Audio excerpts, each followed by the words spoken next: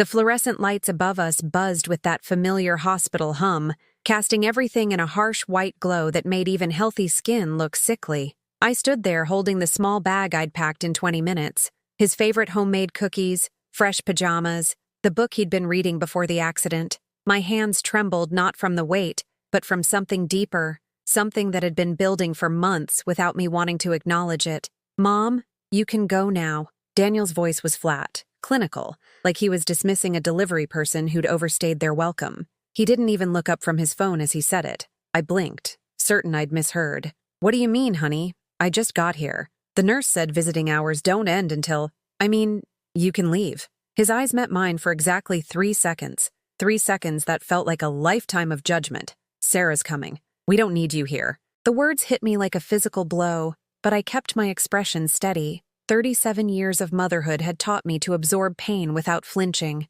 to swallow hurt so my children wouldn't see it reflected back at them. Even now, even this, I see. My voice came out smaller than I intended. "Well, I brought you those oatmeal cookies you used to love, and your blue pajamas, the soft ones from Christmas." Daniel finally looked up, and something flickered across his face. For just a moment, I thought I saw my little boy, the one who used to crawl into my bed during thunderstorms, the one who cried when I couldn't come to his school play because I was working double shifts to keep food on the table. But the moment passed. "Thanks, but Sarah already brought everything I need." He gestured toward a expensive-looking overnight bag in the corner, monogrammed with initials that didn't include mine. "She understands what I actually want." I nodded, setting the plastic bag on his bedside table anyway. My fingers lingered for a second on the handle. These same hands had changed 1,000 diapers, packed 1,000 lunches, wiped away 1,000 tears. Now they felt useless, unwanted. "Of course she does." I managed a smile that felt like glass cutting my cheeks. "She's wonderful, Daniel. I'm glad you have someone who takes such good care of you." He didn't respond. Already his attention had returned to his phone, scrolling through messages from a life I wasn't part of anymore. As I turned to leave, I nearly bumped into a young nurse entering the room. She was petite, maybe 30, with kind eyes and auburn hair pulled back in a practical ponytail. Her name tag read, Emma Chen, RN. "Oh, excuse me," I murmured, stepping aside. But instead of moving past, she stopped. Her eyes widened slightly as she looked at me, and I saw recognition dawn across her features. Not the polite acknowledgement of a moment's interaction, but something deeper, something that made her breath catch. "Mrs. Martinez?" she whispered. I paused, confused. I didn't remember meeting her before, though after 30 years of working in schools and community centers, faces sometimes blurred together. "I'm sorry, you don't remember me?" Emma's voice was soft, filled with something that might have been gratitude or wonder. "But you saved my life. 8 years ago, you were working at Lincoln Elementary, and I was in a very dark place." Behind me, I heard Daniel's phone conversation pause. But Emma continued, her voice growing stronger. "I was student teaching, and everything was falling apart. My engagement had ended, my father was dying, and I couldn't see any way forward. I was sitting in my car in the school parking lot at 3 in the morning, and I had made a decision." She paused, swallowing hard, a permanent one. My heart began to race as fragments of memory assembled themselves. A young woman, a cold February night, the way her shoulders had shaken when I'd knocked on her car window. "You found me," Emma continued.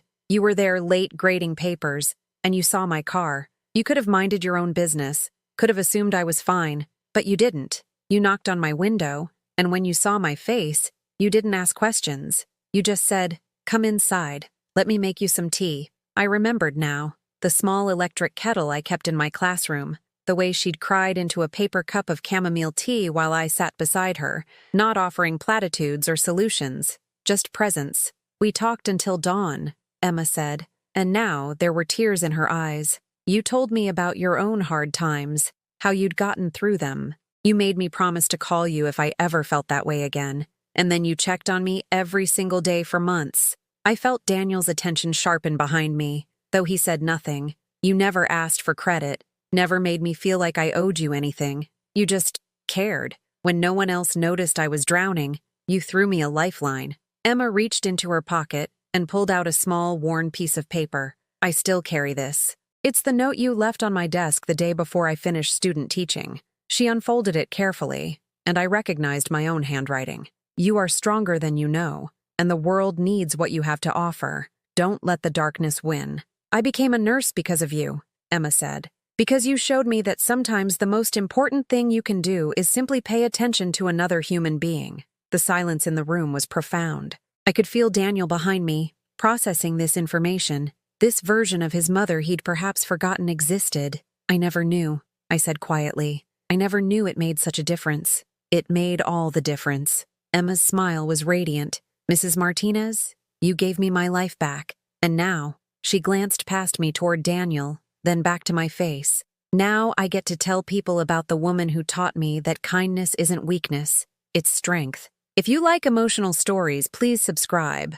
We're trying to reach 1,000 friends here. And tell me, from which city are you watching? As Emma moved past me to check on Daniel, I felt something shift in the room. The weight I'd been carrying, the sense of being invisible, unnecessary, forgotten, lifted just enough for me to breathe again. Sometimes we plant seeds without knowing if they'll grow. Sometimes the love we give finds its way back to us in the most unexpected moments, through the most unexpected messengers. I walked toward the hospital elevator with my head a little higher than when I'd arrived. Behind me, I heard Emma's cheerful voice asking Daniel how he was feeling, but underneath her professional manner, I caught something else, a tone that suggested she was very interested in learning more about Mrs. Martinez's son. The drive home from the hospital should have taken 20 minutes, but I found myself taking the long way, past the elementary school where I'd worked for 15 years, past the community center where I'd volunteered every weekend until my knees started complaining.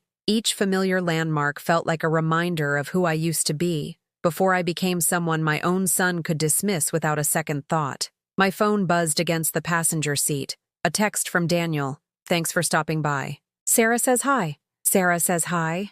Not Sarah sends her love, or Sarah appreciates you coming. Just, hi. Like I was a distant acquaintance whose name had come up in conversation.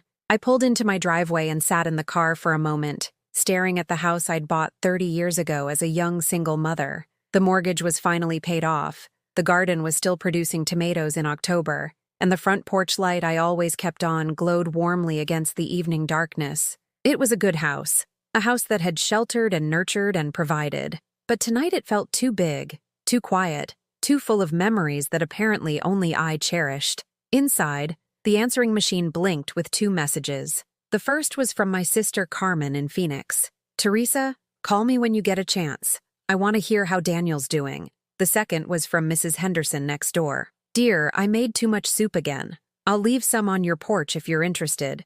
2 people who thought of me, worried about me, included me in their daily thoughts. Why did my son's indifference hurt more than their kindness healed? I heated up Mrs. Henderson's soup and ate it standing at the kitchen counter, looking at the refrigerator where Daniel's graduation photos still hung beside crayon drawings he'd made in 2nd grade. Stick figures of a boy and his mother holding hands under a yellow sun. My mom is the best cook in the world, written in purple crayon across the bottom. When had I become someone he could barely tolerate? The answer, if I was honest with myself, had been building for years. It started small. Phone calls that went to voicemail more often than not, holiday visits that grew shorter and more perfunctory, conversations that felt like items being checked off a duty list rather than genuine connection. Sarah had been a catalyst, but not the cause. She was beautiful, successful, everything I'd never been and never could be. A marketing executive with manicured nails and a wardrobe that cost more than my monthly budget.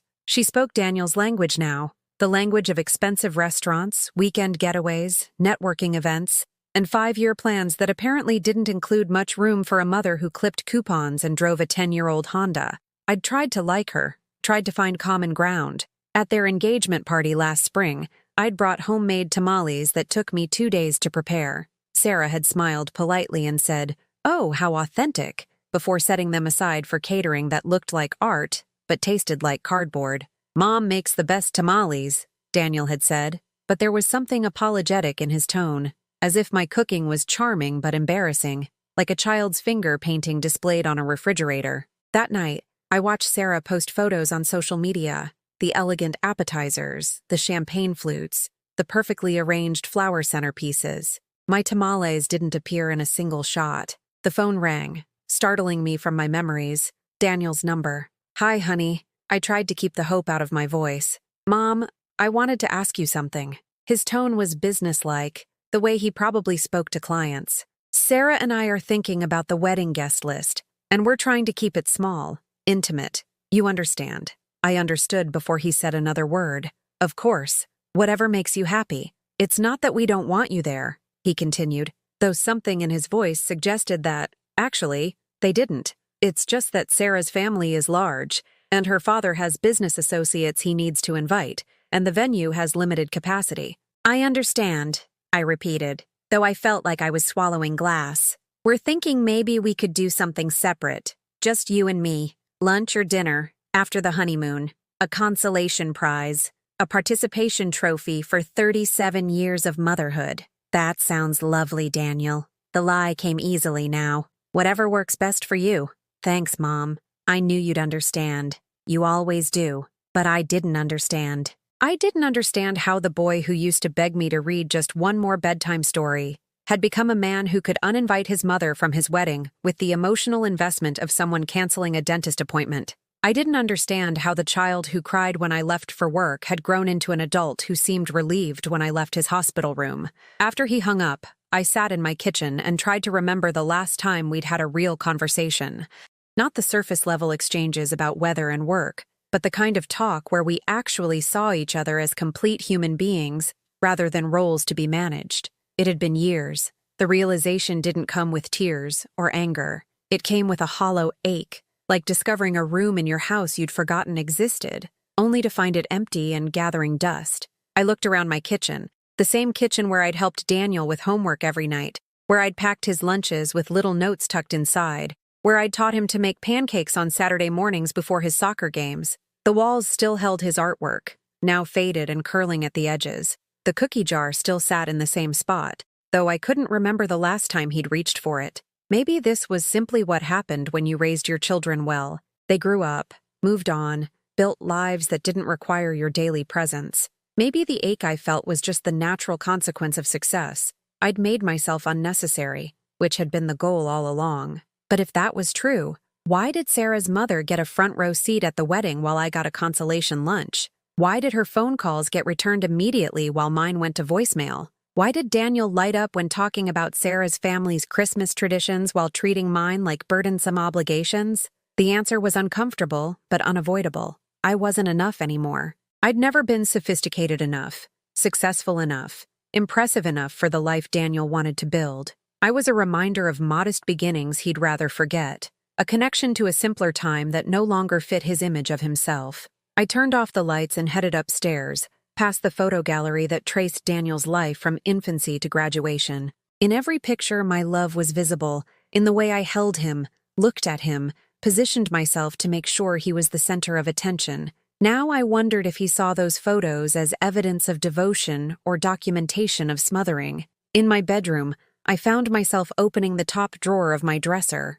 where I kept a small box of mementos. Inside were cards Daniel had made me over the years, school projects where he'd written about his hero, me at age 8, and a letter he'd written for Mother's Day when he was 16. "Dear Mom," it began, "I know I don't say it enough, but you're the strongest person I know. You've sacrificed everything for me, and someday, I'm going to make you proud." I held the letter for a long time, remembering the boy who wrote it. Somewhere along the way, that boy had decided my sacrifices were embarrassing rather than admirable, my presence a burden rather than a gift. The worst part wasn't the rejection itself. The worst part was how gradual it had been, how I'd made excuses for each small slight, each forgotten call, each canceled plan. I'd been the frog in slowly boiling water, not noticing the heat until it was too late to jump out. As I got ready for bed, I caught my reflection in the bathroom mirror. 62 years old, gray hair that I'd stopped coloring because no one seemed to notice anyway, lines around my eyes that spoke of decades spent smiling even when I wanted to cry. But behind those lines, something else was stirring. Emma the nurse had seen it today, the woman who'd once had the courage to save a stranger's life, who'd built a career helping children, who'd raised a son as a single mother and never once complained about the burden. That woman was still in there somewhere. The question was whether she remembered how to stand up for herself.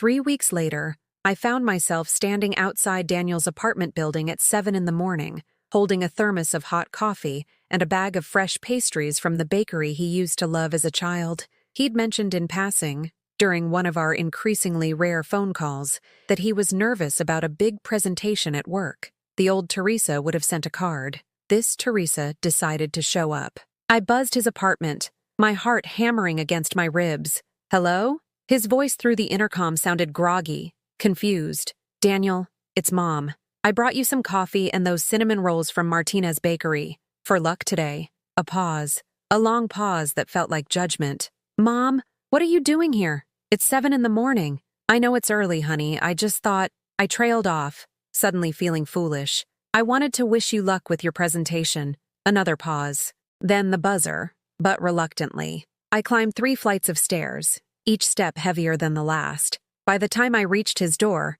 Daniel was already standing in the hallway, fully dressed in an expensive suit I'd never seen before. His expression wasn't angry, which somehow made it worse. It was tired, inconvenienced. "Mom, you can't just show up like this." "I know. I'm sorry. I just remember how nervous you used to get before big presentations in college, and that was college." His voice was gentle but firm, the tone you'd use with a confused elderly person. "I'm 37 years old. I don't need my mother bringing me snacks before work meetings." The words hit me like a slap, but I kept smiling. "Of course not. I didn't mean to imply. I just wanted to do something nice." Sarah appeared in the doorway behind him, perfectly dressed despite the early hour, her makeup flawless. "Oh," she said, her tone carefully neutral.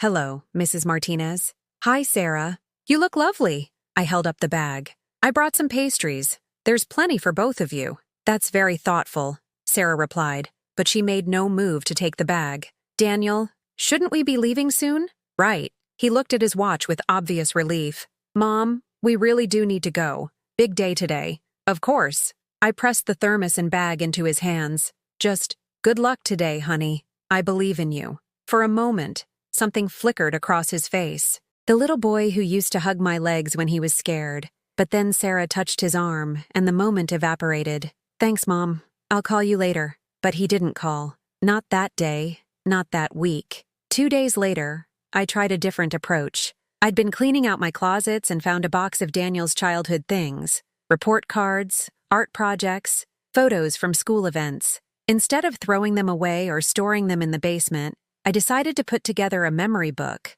something he might want for his new life, his future children. I spent hours arranging everything chronologically, writing little captions in my neat teacher's handwriting. Daniel's first day of kindergarten, he cried for exactly 3 minutes, then asked if he could be the line leader. Science fair, 3rd grade. His volcano worked so well it set off the smoke alarm. High school graduation, magna cum laude, and I was the proudest mother in the auditorium. Each page was a love letter, a testament to a childhood I'd poured my life into. I had the book professionally bound at the print shop, the cover embossed with Daniel's story in gold lettering. I called to let him know I was coming by. "Mom, this really isn't a good time. Sarah's parents are visiting, and we're trying to plan the wedding details. I'll only take a minute. I have something special for you. A surprise." A sigh. "Okay, but just for a minute." When I arrived at his apartment, the door was answered by Sarah's mother, a tall woman with silver hair and the kind of confidence that comes from never doubting your place in the world. "You must be Teresa," she said, extending a perfectly manicured hand. "I'm Margaret Worthington, Sarah's mother. We've heard so much about you." The emphasis on "so much" suggested it hadn't all been complimentary. "Lovely to meet you," I replied, clutching my memory book. "Is Daniel available?" "Of course." Come in, come in." Margaret gestured me into an apartment that looked different than the last time I'd visited. More elegant, less like Daniel, and more like Sarah. We were just discussing flower arrangements. You know how these things are. Every detail has to be perfect. Daniel appeared from the kitchen, tension written across his shoulders. "Hi, Mom. What's the surprise?" I held out the memory book, my hands slightly trembling. "I found all your old things and I thought you might like to have them. For your new life. Maybe for your children someday." He took the book, his expression unreadable. Behind him, Sarah and her mother had gone quiet, watching this exchange like spectators at a tennis match. Daniel flipped through a few pages, his face softening despite himself. I saw him pause at a photo of us at his 8th grade graduation, both of us grinning widely, my arm around his shoulders. "This is," he started, then seemed to remember his audience. "This is nice, Mom. Thank you. Look at this adorable little face," Margaret said, suddenly appearing at Daniel's shoulder. She pointed to a school photo from 1st grade, where Daniel was missing both front teeth. Sarah was such a serious child, never smiled with missing teeth. She thought it looked undignified. The comparison hung in the air like smoke. My Daniel, grinning, gap-toothed, and joyful. Sarah, already concerned with dignity at age 6. "Well," I said, trying to keep my voice light, "I always told Daniel that a smile is beautiful no matter how many teeth you have." "Of course," Margaret agreed, but something in her tone suggested she disagreed. "Different families, different values." Daniel closed the book carefully. "Thanks, Mom.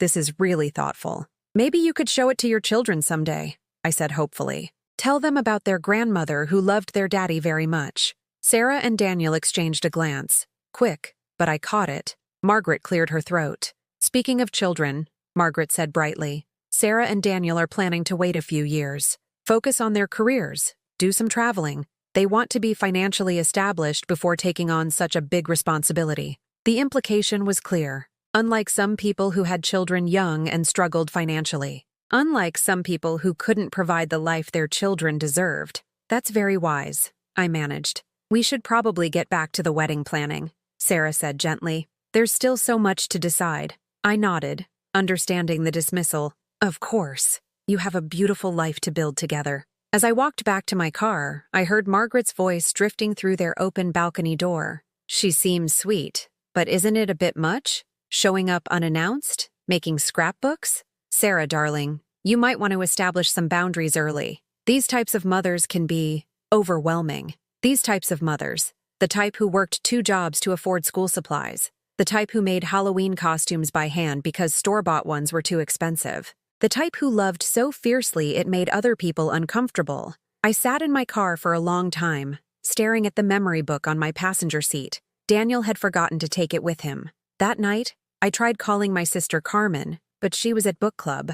I tried calling my friend Rosa, but she was at her granddaughter's soccer game. I tried calling the community center to see if they needed volunteers for their holiday program, but the office was closed. I ended up sitting in my living room, surrounded by photos of a son who seemed increasingly eager to forget where he came from. On my coffee table sat the memory book he'd left behind. 40 years of love condensed into 40 pages that apparently weren't worth remembering to take home. The silence in my house felt different now. Not peaceful, but empty. Not restful, but hollow. I opened the memory book to a random page and found a photo from Daniel's 15th birthday. He was blowing out candles on a cake I'd baked from scratch, decorated with blue frosting because it was his favorite color. In the background, our modest kitchen looked small and dated, the linoleum worn in places, the appliances mismatched but functional. I remembered that party. Daniel had wanted to invite 12 friends, but our house was too small, so I'd moved all the furniture out of the living room and borrowed folding chairs from the church.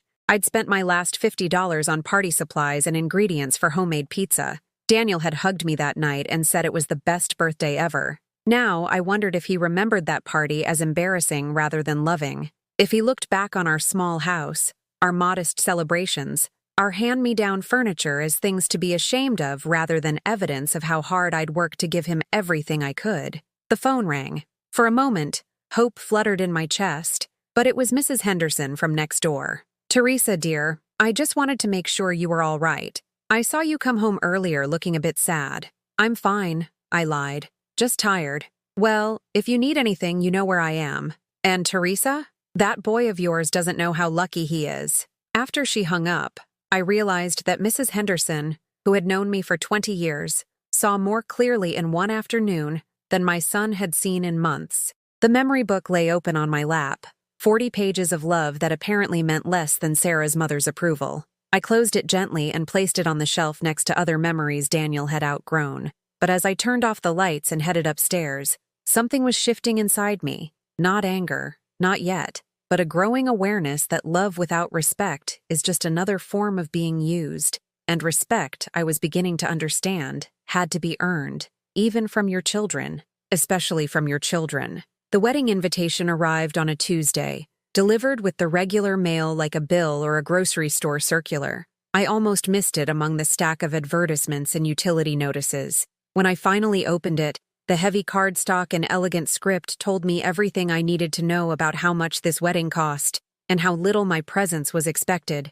Mr. and Mrs. Richard Worthington request the pleasure of your company at the marriage of their daughter Sarah Elizabeth to Mr. Daniel Martinez, their daughter to my son. As if Sarah belonged to her parents while Daniel belonged to nobody in particular. At the bottom, in small print, adults only celebration. Cocktail attire requested. No, love, Daniel and Sarah. No handwritten note. No acknowledgement that this was supposed to be one of the most important days in my son's life, and that maybe, just maybe, his mother might want to feel included in the celebration. I called Daniel that evening. Did you get the invitation?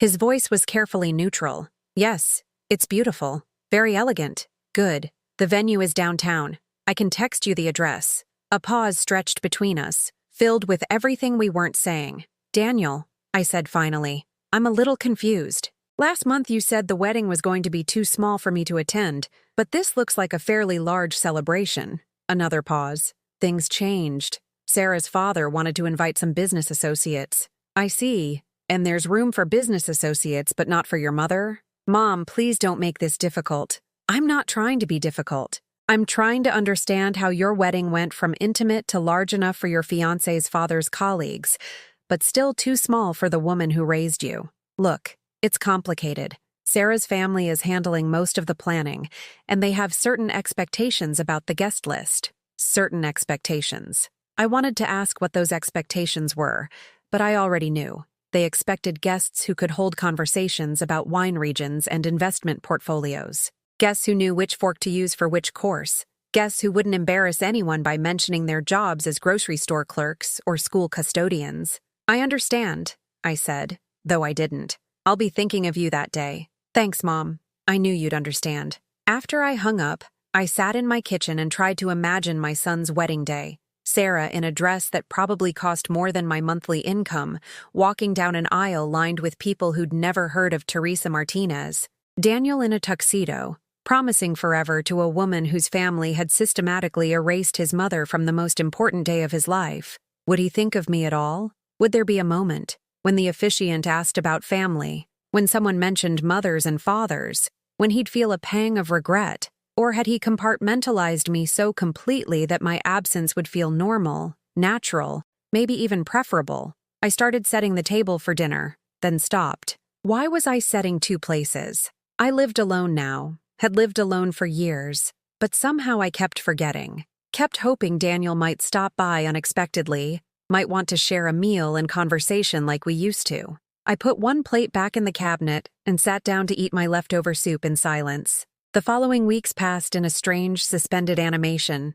I went through my daily routines: grocery shopping, library visits, volunteering at the literacy center, but everything felt muted, like I was watching my life happen from a distance. Other people's conversations washed over me without penetrating. Books remained open on my nightstand, pages unturned for days. Mrs. Henderson invited me for coffee twice, but I made excuses. Carmen called from Phoenix, but I let it go to voicemail. The ladies from my old school wanted me to join their monthly dinner group, but I couldn't imagine sitting at a table full of grandmothers sharing stories about their children's visits and their grandchildren's accomplishments. What would I say? My son is getting married, but I'm not invited because I don't meet his new family's standards. I found myself driving past Daniel's apartment building more often than I cared to admit, hoping to catch a glimpse of him, hoping he might see my car and decide to wave me over, invite me up, include me in whatever life he was building with Sarah. But his windows remained dark when I passed,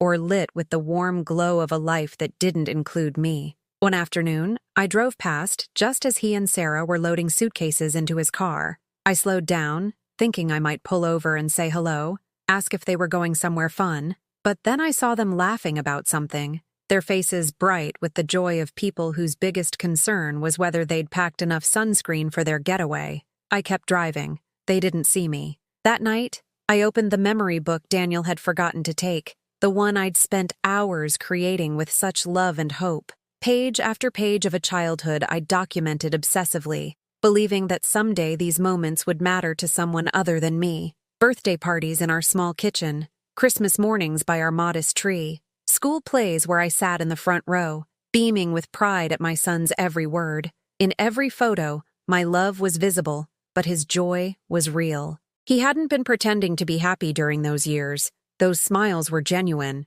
that laughter authentic. So when had it all become something to be embarrassed about? When had my love become suffocating instead of nurturing? I closed the book and carried it to the basement, where I kept storage boxes full of things I couldn't throw away but no longer displayed. Down there in the cool darkness sat boxes of Daniel's old clothes, his school projects, his childhood furniture, a museum of motherhood that no one visited anymore. As I placed the memory book in a box marked Daniel Childhood, my fingers brushed against something else. A small wooden frame containing a photo I'd forgotten about. Daniel at age 10, arms wrapped around my neck, both of us grinning at the camera. We were at the county fair, and he'd just won a stuffed animal at the ring toss game. In the photo, he's holding the prize with one hand and hugging me with the other. And the joy on his face is uncomplicated, pure. "You're the best mom ever," he'd said that day. "I'm going to take care of you when I grow up." I sat on the basement stairs holding that photo and felt something crack open inside my chest. Not my heart. That had been bruised for months. Something deeper. Something that had been holding me together through sheer force of will and maternal instinct. For 37 years, I'd defined myself as Daniel's mother. Every decision I'd made, every sacrifice I'd accepted, every dream I'd deferred had been filtered through that identity. I was the woman who made sure Daniel had clean clothes, hot meals, help with homework, encouragement when he struggled, celebration when he succeeded. I was the audience for his life, the safety net beneath his risks, the constant presence he could count on whether he needed me or not. But what was I now? What did you call a mother whose child had outgrown her so completely that her love had become an inconvenience? I climbed the stairs slowly, leaving the photo in its box but carrying its weight with me. In my kitchen, I made myself a cup of tea and sat at my small table, looking out at the garden I'd planted and maintained for 30 years. Tomorrow the weeds would still need pulling. Tomorrow the birds would still need feeding. Tomorrow would still come, whether Daniel thought of me or not. For the first time in months, that realization didn't fill me with dread. It filled me with something else, something that felt almost like relief. I had spent so much energy trying to remain relevant in my son's life that I'd forgotten I had a life of my own. Not a spectacular life, not a life that would impress Sarah's parents, but a life, nonetheless. People who knew my worth, work that mattered, small daily kindnesses that rippled outward in ways I'd never know. Emma the nurse had recognized me, remembered me, been changed by me. Mrs. Henderson checked on me because she valued my friendship. Carmen called from Phoenix because our conversations mattered to her. The children I'd taught still stopped me in grocery stores to tell me how much my classes had meant to them. I was not invisible. I was not worthless. I was not someone who deserved to be forgotten. I was just someone whose son had forgotten how to see her. As I got ready for bed, I made a decision. I wouldn't call Daniel again. I wouldn't drive past his apartment. I wouldn't make any more surprise visits or thoughtful gestures that he clearly didn't want or appreciate. I wouldn't beg for inclusion in a wedding where my presence was considered an embarrassment. Instead, I would remember who I was before I became someone who had to earn her child's love. I would remember the woman who'd once had the confidence to knock on a stranger's car window and offer comfort to someone in crisis. That woman was still in here somewhere, and tomorrow, I was going to start letting her back out. But they didn't know what I had kept all along, what I had maintained, even through the worst of this rejection, what I had never lost, even when I'd forgotten it was there. My self-respect was buried, but not destroyed, and buried things have a way of growing back stronger when the conditions are right. The morning of Daniel's wedding, I woke up without an alarm for the first time in weeks. Sunlight streamed through my bedroom curtains, and instead of the familiar weight of dread that had been my morning companion, I felt something unexpected, peace. I made myself a proper breakfast, scrambled eggs, toast with real butter, fresh orange juice, and sat at my kitchen table without rushing. For 37 years, Saturday mornings had meant getting ready to attend someone else's event, preparing food for someone else's gathering, or waiting for phone calls that determined how I'd spend my day. Today, for the first time in longer than I could remember, Saturday belonged entirely to me. I didn't turn on the television. I didn't check my phone. I simply ate my breakfast and watched the birds in my garden, noticing details I'd been too anxious to see before. The way the cardinal pair worked together to build their nest, the patience of the blue jay waiting for his turn at the feeder, the simple contentment of creatures who knew their worth wasn't dependent on anyone else's recognition. After breakfast, I did something I hadn't done in months. I called Carmen back. "Teresa!" Her voice was warm with surprise. "I was starting to worry about you. I've left 3 messages." "I know. I'm sorry. I've been figuring some things out. How's Daniel? How's the wedding planning going?"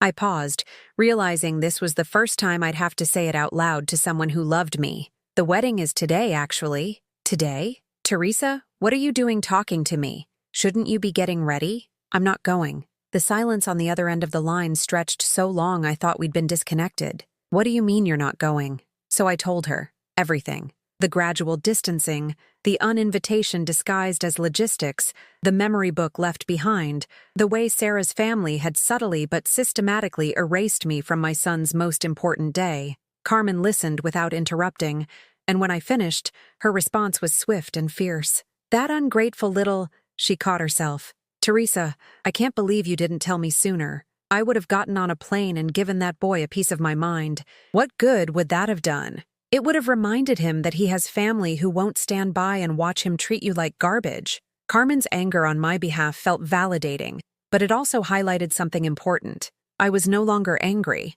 Hurt, yes. Disappointed, absolutely. But the rage that had been simmering beneath my surface for months had somehow transformed into something cleaner, clearer. "You know what I realized, Carmen? I spent so much energy trying to be the mother Daniel wanted that I forgot to be the woman I am.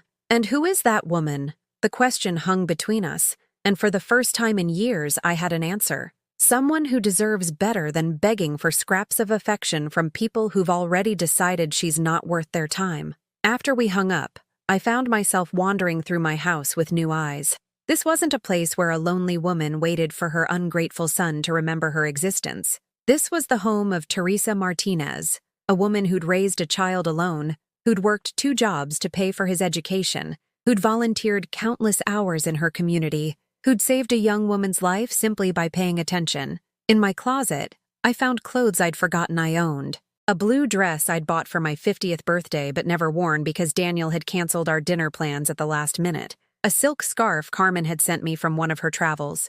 Earrings I'd put away because they seemed too fancy for my daily routine of being invisible. I put them on, all of them, and looked at myself in the full-length mirror I usually avoided. The woman looking back at me wasn't young, but she wasn't defeated either. She had silver threads in her brown hair that caught the light beautifully. She had laugh lines around her eyes that spoke of joy shared and kindness given. She had hands that had worked hard and loved deeply. She was someone worth knowing. I drove to the botanical gardens downtown, a place I'd always meant to visit but never found time for because I was always available for Daniel's emergencies, Daniel's requests, Daniel's last-minute needs. The admission was $8, money I used to save for gifts no one appreciated. Today I spent it on myself without guilt. The gardens were spectacular. Roses in every shade imaginable, fountains surrounded by colorful annuals, walking paths that meandered through groves of mature trees. Other visitors strolled alone or in pairs,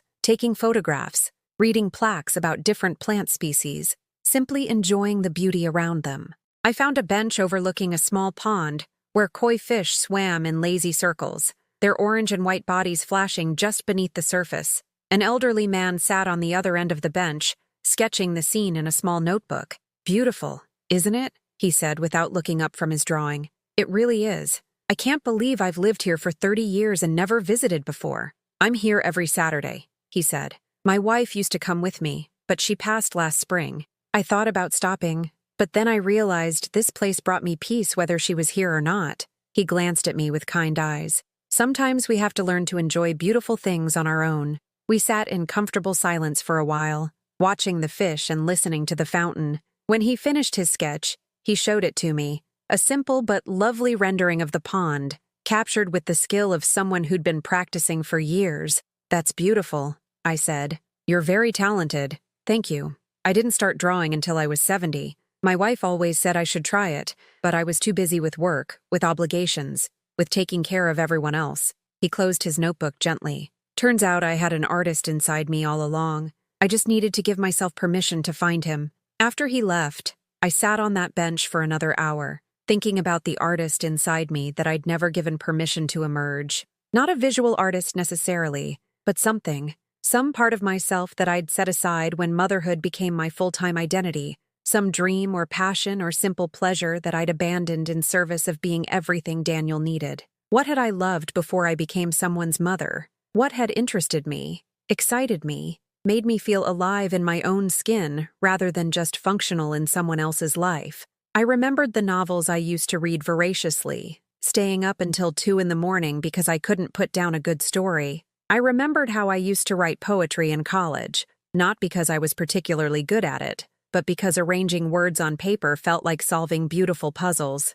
I remembered how I used to cook not just for sustenance but for creativity, experimenting with flavors and techniques just to see what would happen. When had I stopped doing those things? When had my life become so narrow that it consisted entirely of work and worry about Daniel? It wasn't pain anymore. It was clarity. The clarity to see that I'd made myself smaller and smaller in an attempt to fit into the spaces my son was willing to give me, until I'd nearly disappeared entirely. The clarity to understand that his rejection wasn't really about my inadequacies. It was about his discomfort with the parts of himself that my presence reminded him of. The clarity to recognize that I'd been asking the wrong question all along. Instead of, how can I make Daniel love me the way he used to? I should have been asking, how can I love myself the way I deserve to be loved? That evening, I cooked myself a dinner that had nothing to do with anyone's preferences but my own. Salmon with herbs I'd never tried before, a salad with ingredients that looked interesting at the farmer's market, a small glass of wine I'd been saving for a special occasion that never came. I ate by candlelight, not because I was trying to be romantic, but because I deserved beautiful lighting for my meal. I played music I actually liked, not the background noise I usually settled for. I took my time, tasting each bite, appreciating the effort I'd put into nourishing myself properly. After dinner, I called the community college to ask about their evening classes: creative writing, art history, beginning Spanish, photography. A whole catalog of possibilities for a woman who was just beginning to remember that she had interests beyond her son's approval. "Do you have any questions about enrollment?" the woman on the phone asked. "Just one," I said. "How soon can I start?" As I got ready for bed, I realized I hadn't thought about Daniel's wedding in hours. Not because I'd forgotten, I could never forget, but because for the first time in years, I'd been too busy living my own life to spend all my energy wondering about his. Tomorrow I would wake up as Teresa Martinez, not just as Daniel's mother. I would make plans that had nothing to do with his schedule. I would invest in friendships that weren't conditional on my usefulness. I would rediscover the woman who'd once had the courage to start over as a single mother, who'd built a career from nothing, who'd created a life of purpose and meaning. That woman was still here. She'd been waiting patiently for 37 years for permission to come back out and play. Tomorrow, I was going to give her exactly that. 6 weeks passed in what felt like a gentle revolution. I enrolled in the creative writing class and discovered I still had stories to tell. I joined a photography group that met Saturday mornings, learning to see beauty in ordinary moments. I started volunteering at the literacy center again, but this time because I wanted to, not because I needed to fill empty hours. The woman in the mirror looked different now. Not younger exactly, but more present, more solid. As if I'd been a watercolor painting left in the rain and was finally beginning to regain my true colors. Daniel called twice during those 6 weeks. The first time was 3 days after his wedding, a perfunctory checking-in call that felt like he was fulfilling an obligation. "How was the honeymoon?" I asked, genuinely curious despite everything. "Good, really good. We went to Italy. Sarah had been before with her family, so she knew all the best places. Of course she had. Sarah seemed to have been everywhere, done everything, accumulated experiences and sophistication that made my son feel worldly by association. That sounds wonderful. I'd love to see pictures sometime. Yeah, maybe. Sarah's still organizing everything." The second call came 5 weeks later, and it felt different, strained. There was an edge to Daniel's voice that reminded me of the teenage boy who used to call when he needed money or help with a problem he couldn't solve alone. "Mom, are you busy?" "Not particularly. What's going on?" A pause. "Nothing serious. Just, can I ask you something?" I waited, recognizing the tone. It was the same voice he'd used at 16 when he'd crashed my car and needed to confess. The same voice he'd used in college when he'd spent his textbook money on something frivolous and needed a loan. "Did you know a nurse named Emma Chen?" The question caught me off guard. "Emma? Yes, I know her. Why?" "She was working when I had my follow-up appointment at the hospital last week. She mentioned you." I said nothing, letting him fill the silence. "She said some things. About you helping her years ago. About you saving her life." Still, I waited. "Mom, why didn't you ever tell me about that?" The question hung between us, loaded with implications neither of us was ready to address directly. Why hadn't I told him about Emma? Because by the time Emma and I had our long conversation in my classroom, Daniel was already in college, already building his own life. Because I'd never felt the need to catalog my good deeds for anyone's approval. Because the moment with Emma had been about her, not about me. "It wasn't really something that needed telling," I said finally. "But she said," Daniel's voice faltered,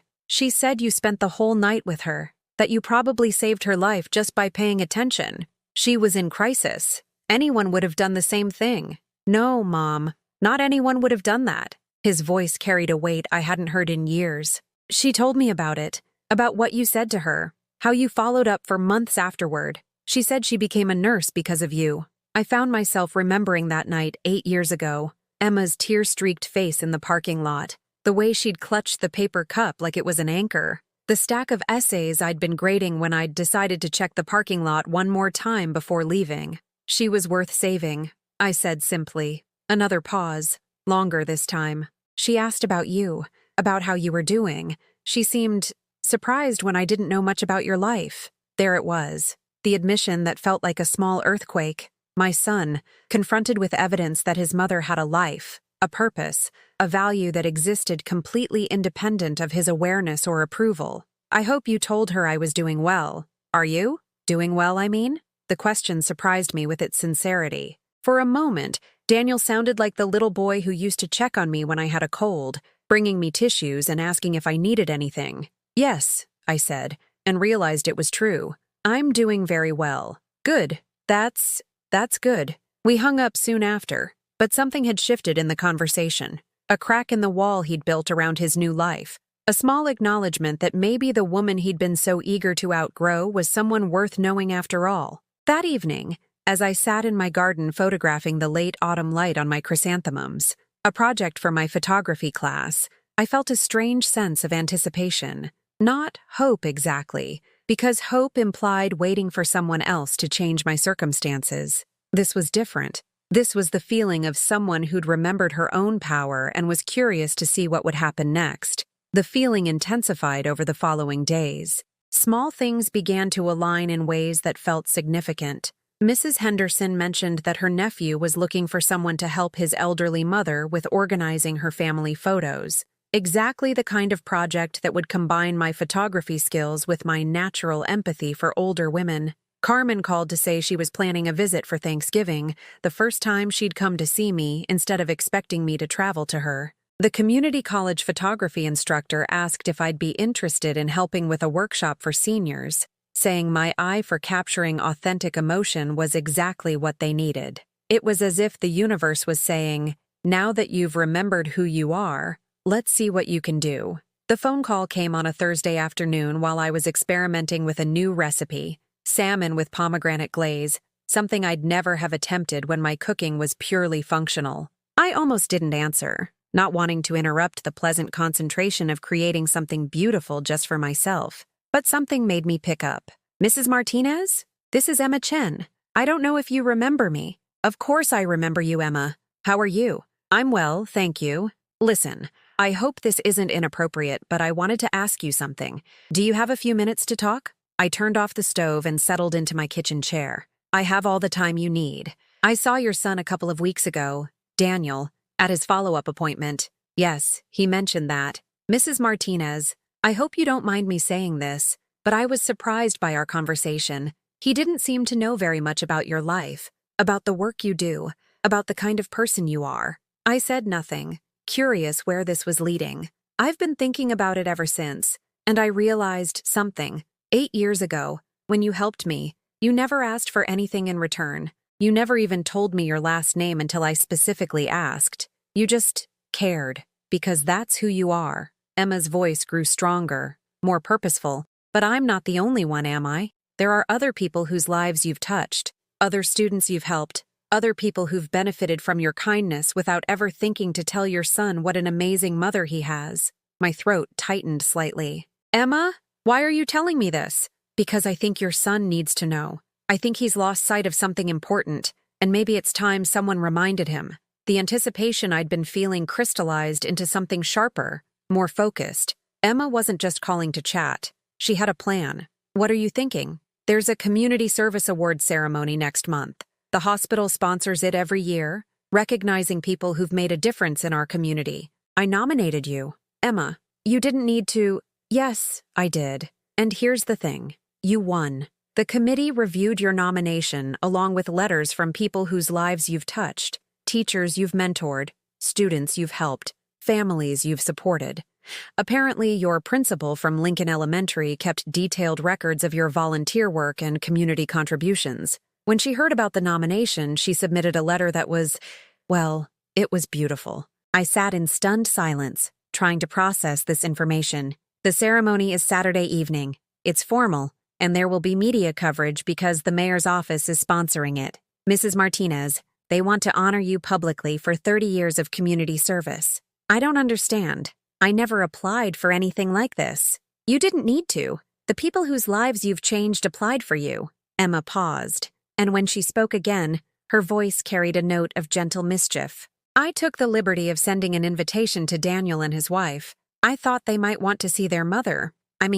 Daniel's mother? Being recognized for the remarkable woman she is. The room seemed to tilt slightly. In the space of 5 minutes, my quiet life had been transformed into something public. Something that would force my son to see me not as an embarrassing reminder of his modest beginnings, but as a woman worthy of community recognition. Emma, I don't know what to say. Say you'll come. Say you'll let people honor you the way you deserve to be honored. Say you'll give your son the chance to see what the rest of us have always known, that Teresa Martinez is someone special. After we hung up, I sat in my kitchen as the afternoon light faded, looking at my half-prepared dinner, my photography books scattered on the table. My new life spread around me like evidence of a woman who'd finally remembered her worth. In 9 days, I would stand on a stage and be recognized for a lifetime of quiet service.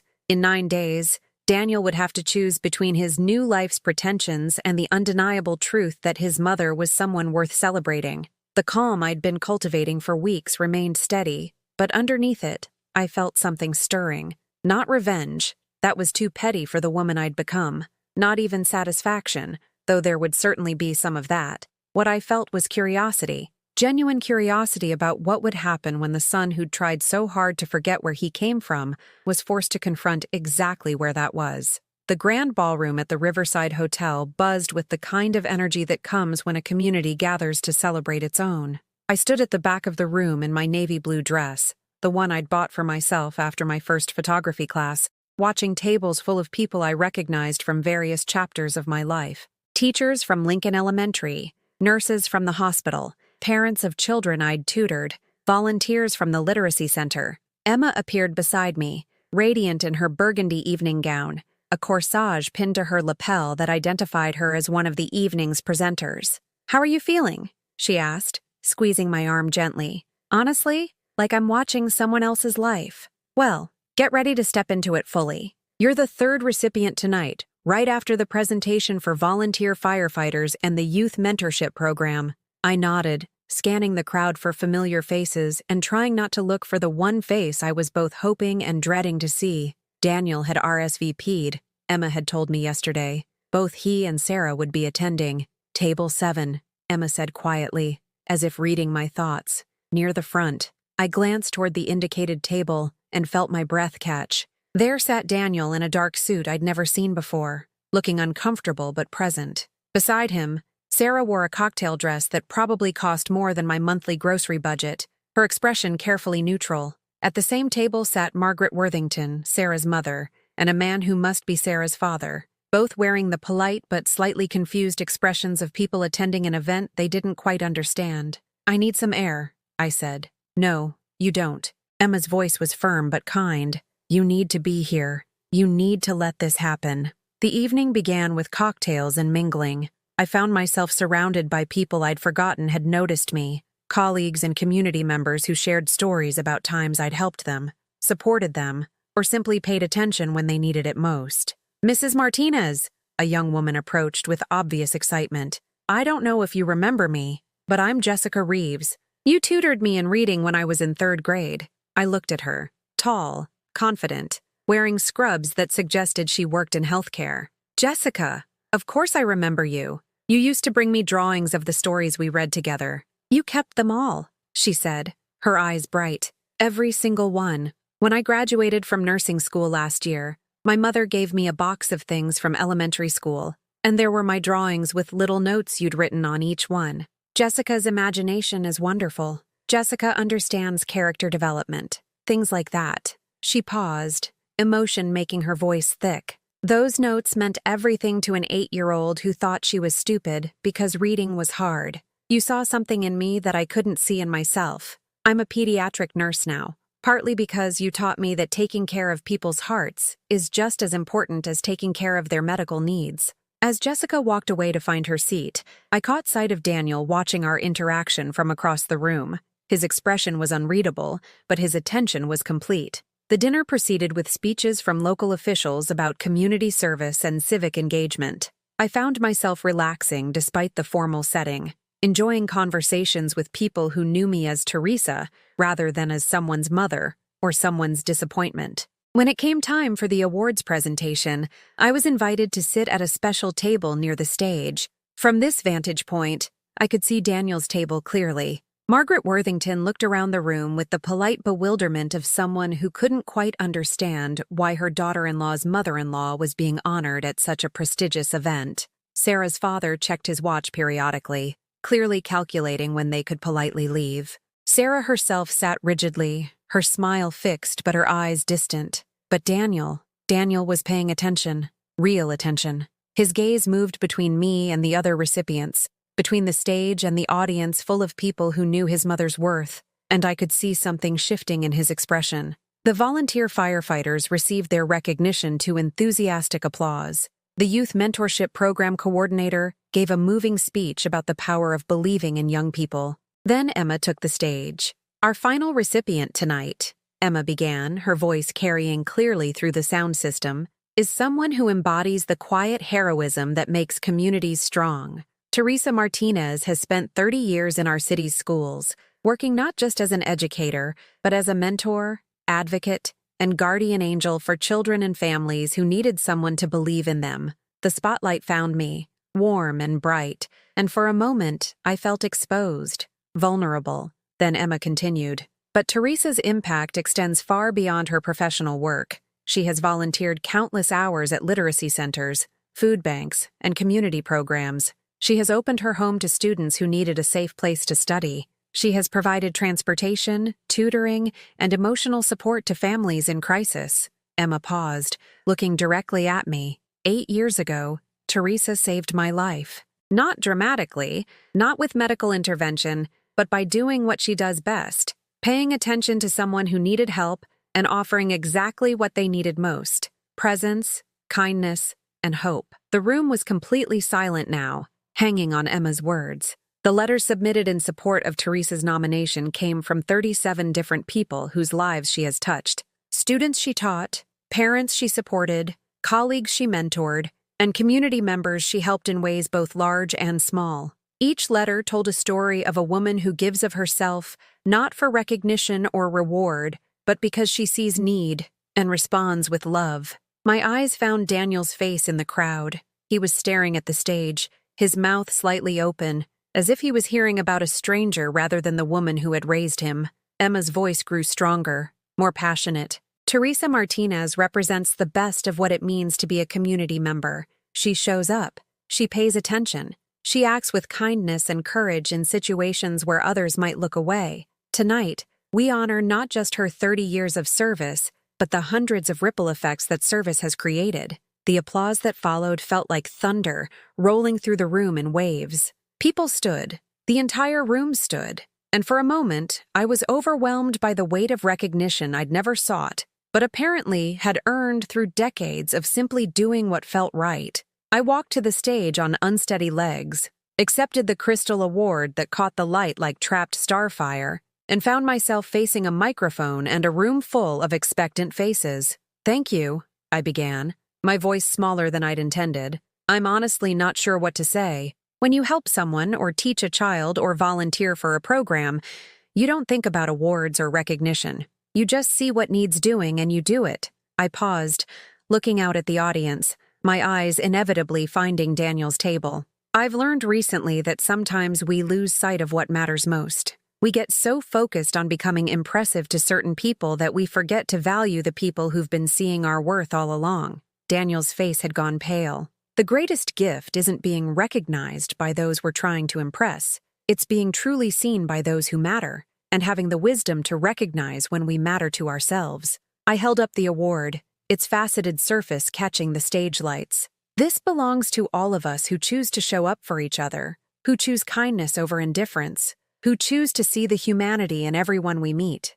Thank you for reminding me that my worth doesn't depend on anyone else's ability to see it. The standing ovation that followed seemed to last forever. As I walked off the stage, my legs steadier now, I caught sight of Daniel's table again. Sarah's parents were applauding politely. Sarah herself clapped with careful precision, but Daniel was crying. Not the dramatic tears of someone performing grief or regret, but the quiet, shocked tears of someone who'd just realized they'd been looking at their life completely backwards. As the evening wound down and people began to leave, I found myself surrounded by well-wishers and old friends wanting to catch up. The award sat on my table, heavy and real, proof that the life I'd built mattered to people other than myself. I was talking to my former principal when I felt a presence behind me. I turned to find Daniel standing there, his face blotchy, his expensive suit wrinkled from nervous handling. "Mom," he said, his voice barely above a whisper. "Can we talk?" The room seemed to quiet around us, though I knew that was just my perception. This moment, my son asking to speak to the mother he'd spent months trying to erase from his life, felt enormous and fragile and inevitable all at once. "Of course," I said simply, "but not here." He nodded, understanding that some conversations required privacy, required space for the kind of honesty that couldn't happen in front of an audience. "Tomorrow?" he asked. Could I come see you tomorrow?" "I'll be home," I said. "I'm always home on Sundays." As he walked back to his table, where Sarah waited with barely concealed impatience, and her parents gathered their things with obvious relief that the evening was ending, I realized something profound had shifted, not just in Daniel, though I could see the change in the way he carried himself, the weight of recognition settling over his shoulders like a heavy coat, but in me. I no longer needed his recognition to know my worth. I no longer needed his love to feel lovable. I no longer needed his presence in my life to feel complete, which, paradoxically, made the possibility of his return feel like a gift rather than a necessity. Tomorrow, we would talk. Tomorrow, he might apologize, might try to explain, might ask for forgiveness or understanding or a chance to start over. And I would listen, because that's who I am. But I would listen as Teresa Martinez, Community Award recipient, woman of value and substance and independent worth. Not as a mother desperately grateful for scraps of attention from an ungrateful child, but as a woman deciding whether to allow someone back into her life who had proven unworthy of the gift she represented. Sunday morning arrived with the kind of crisp clarity that makes even ordinary moments feel significant. I made my coffee slowly, deliberately, watching the steam rise from my favorite mug, the one Daniel had given me for Mother's Day years ago, back when my opinions mattered to him. Today, instead of painful irony, it held only gentle memory. The doorbell rang at exactly 10 o'clock. Daniel had always been punctual. I opened the door to find my son standing on my front porch, looking somehow both older and younger than he had the night before. Older in his obvious exhaustion, the weight of recognition settling into the lines around his eyes. Younger in his uncertainty, the way he stood with his hands clasped in front of him like a child preparing to confess a broken window. "Thank you for seeing me," he said. Come in. I'll make more coffee. We moved through the familiar choreography of host and guest, though the roles felt strange and new. Daniel sat at my kitchen table, the same table where he'd done homework, eaten birthday breakfasts, shared dreams and fears throughout his childhood. But now he looked around as if seeing it for the first time. "I like what you've done with the place," he said, noticing the small changes I'd made over the past months. The plants from my photography class, the books on creative writing scattered on the counter, the award from last night sitting in a place of honor on the windowsill. "I've been rediscovering some interests," I said, pouring coffee into 2 cups. "Turns out I have a life beyond being your mother." The words came out more pointed than I'd intended, but Daniel didn't flinch. Instead, he nodded as if he'd been expecting exactly this kind of honesty. "Mom, I owe you an apology." "Several apologies, actually." I sat across from him, my hands wrapped around my mug for warmth and grounding. "I'm listening." "Last night, hearing Emma talk about you, hearing all those people describe the things you've done,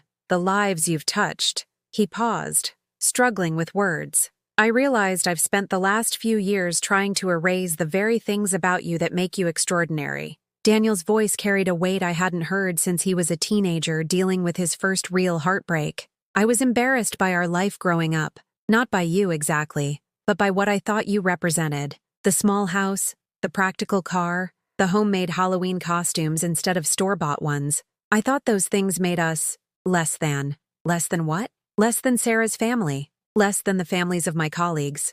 Less than the image I wanted to project of who I was, where I came from."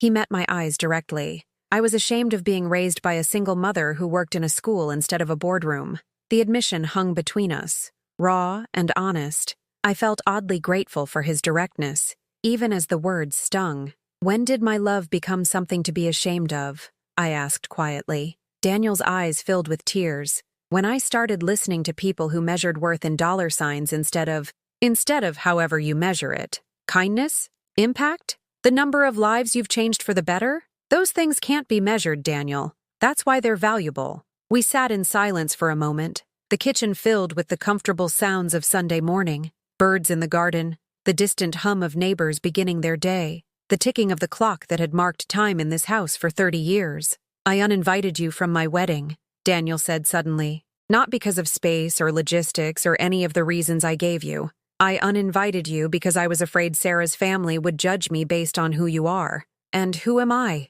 In their eyes? Not sophisticated enough, not wealthy enough, not impressive enough for their daughter to marry." Daniel's voice broke slightly. "I chose their approval over your feelings, over your right to celebrate the most important day of your son's life." I nodded, acknowledging both his honesty and the pain it had caused. But alongside the old hurt, I felt something new. Compassion for a young man who'd been so desperate to belong somewhere that he'd abandoned the person who'd belonged to him unconditionally. "The memory book," he continued. "The one you made with all my childhood pictures. I left it behind on purpose that day. Not because I forgot it, but because I thought it was embarrassing. All those photos of us being happy with so little. We weren't happy with so little, Daniel. We were happy with each other. I know that now." He wiped his eyes with the back of his hand, a gesture so reminiscent of the little boy he'd been that my heart ached. But I lost sight of it somewhere. I started thinking that love without money was somehow insufficient. And now? Daniel looked around my kitchen again, his gaze lingering on the small details that made this house a home. The herb garden on the windowsill, the photos of neighborhood children I'd tutored over the years, the community service award catching morning light. "Now I understand that Sarah's parents can buy a lot of things, but they can't buy what you gave me. They can't buy the kind of mother who saves people's lives just by paying attention. They can't buy the kind of woman an entire community shows up to honor." I felt tears threatening, but they were different tears than I'd cried over the past months. Not tears of rejection or abandonment, but tears of recognition. My son was finally seeing me again. "The question is," I said gently, "what do we do with this understanding?" Daniel set down his coffee cup and looked at me directly. "I want to ask if you can forgive me, if you can give me another chance to be the son you deserve. And Sarah? Her family? That's complicated." Daniel's honesty continued. "Sarah wasn't at the ceremony last night by choice. Her parents insisted we attend, and she resented having to spend her Saturday evening at what she called some community thing. When you gave your speech, when you talked about being seen by people who matter, Sarah asked me afterward why you were taking shots at our family. I felt a chill of recognition. And what did you tell her? I told her you weren't taking shots at anyone. You were talking about me, about how I'd failed to see your worth because I was too busy trying to impress people who will never truly accept me anyway. How did that go over? Daniel's smile was rueful, tinged with a sadness that suggested difficult conversations and harder realizations. About as well as you'd expect.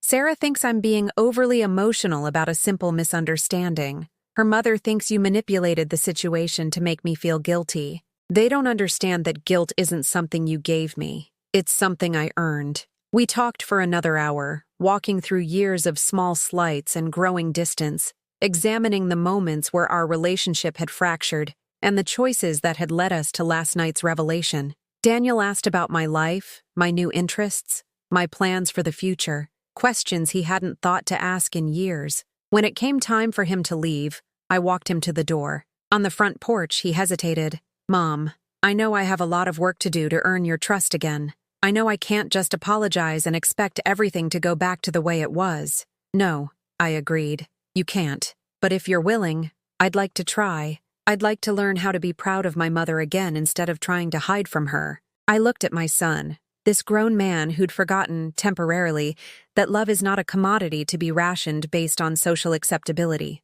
and felt the last of my anger dissolve into something more complex and ultimately more sustaining: boundaries. I'm willing to try, Daniel, but things will be different now. Different how? I won't be available whenever you decide you need me. I won't rearrange my life around your schedule or your convenience. I won't accept being treated as less important than people who've known you for 5 minutes compared to the 37 years I've invested in loving you. Daniel nodded solemnly. I understand. I have a life now that doesn't revolve around being your mother. I have friends, interests, commitments that matter to me. If you want to be part of my life again, you'll need to respect that life, not expect me to abandon it for your comfort. I respect that. I want to respect that. Good. I smiled, feeling lighter than I had in years. Then we can start from here. We can build something new that honors both of us instead of diminishing me. As Daniel walked to his car, I stood on my front porch and watched him go. But this time, his leaving didn't feel like abandonment. It felt like the natural conclusion of an honest conversation between two adults who were choosing to know each other again. My phone rang as his car disappeared around the corner. Emma's number appeared on the screen.